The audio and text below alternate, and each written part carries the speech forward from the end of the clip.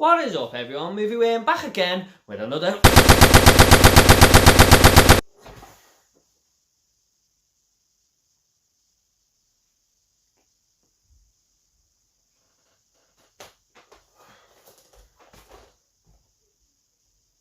What is up everyone, Movie Wayne back again with another review. This is going to be for the new Netflix movie, The Old Guard, and this is directed by Gina Prince Bythewood, starring Charlize Theron and Kiki Lane. Now this tells the story of four immortals who are travelling around the world trying to do what they think is right, whether that's fighting on one side of a war or doing secret covert missions for certain governments. And they've been alive on this planet for a very, very long time. And a fifth immortal soon enters the fray just as their secret identities are about to be discovered. Now this is a good idea for a movie, even though it's based on a graphic novel really. But when I heard what it was about and stuff, I was quite interested in the movie, and it follows common Hollywood ground for the story part, but there's still plenty to like about The Old Guard here. And what drew me in more than anything was Charlize Theron. When I heard she was on board, I was interested that little bit more.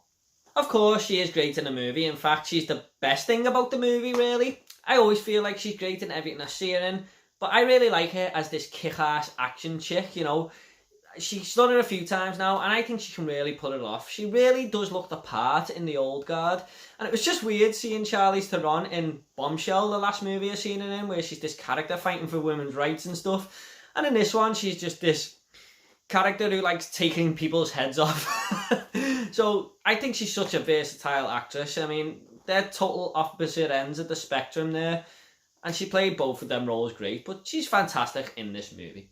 And to be honest, all the acting is good in this movie. There's no character who's like slightly more annoying than the other one or anything like that, or who isn't up to the level of acting of the other characters. But like I said, Charlize Theron is the standout here. The story plays out really well too. I was never actually really bored at any point during this movie. It does have a few flaws which I will get to, but I was always engrossed to what was happening on screen. And the film does bring an interesting dynamic actually, that these characters can in fact be in danger. Not everything is a breeze for them, so you're not just shrugging your shoulders thinking that they're always going to be safe. The movie's quite well shot as well, with some great action and fight scenes. Not quite on the level of Extraction, but it's enough to keep your eyes happy for the duration of the movie. And one scene in particular in a church where Charlize Theron is just kicking ass all over the place really stood out. That was a great moment in the movie. Now this movie does suffer a little bit in places, mainly down to the characters around Charlize Theron.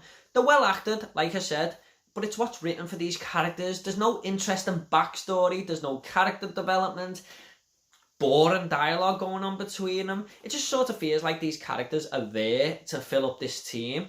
I mean, I feel like this is a real wasted opportunity. These are a group of immortals we're talking about, the damn near superheroes. Could you have not made them a little bit more interesting? Even a new immortal that we're introduced to early on, I think this movie could have been done without it, to be honest. They make such a big thing about a character, and by the end of the movie I just realised that they sort of used it to ask the group questions about their immortality and to explain a few things really. There's nothing really too interesting about it. We also get a few flashbacks of Charlize Theron's character, you know, fighting through wars and big battles from centuries ago, and I thought that was a really good idea actually, you know, but they looked very cheaply made. There was no effort to change the cinematography at all, you know, make it look a little bit grainy or something like that. It just looked like Charlize Theron and the characters around her had threw some outfits on for a school play and thought, yeah, this'll pay off.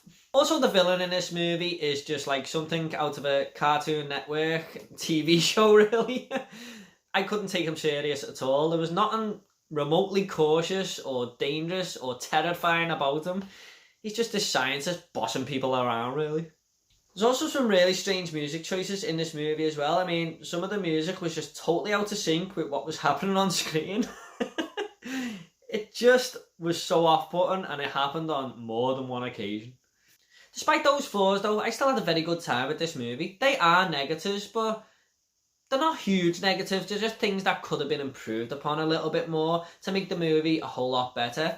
Now this feels like a Netflix movie, but it feels like one of the better Netflix movies. I was kind of surprised, to be honest. I'm just going to go ahead and rate this movie now. I'm going to give The Old Guard a 7 out of 10. I'm not going to be in any rush to rewatch this movie, but if you like popcorn action flicks, then this is definitely worth your time, and it leaves it open for a sequel, which I'll be all up for.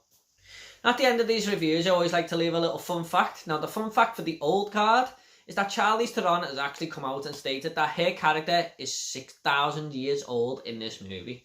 That's a long motherfucking time. Okay everyone, hope you all enjoyed this review. If you want to subscribe, it's up to yourself. If you want to comment about the old guard, I'll reply to you all, I promise. Take it all easy guys, and I'll see you all in the next video.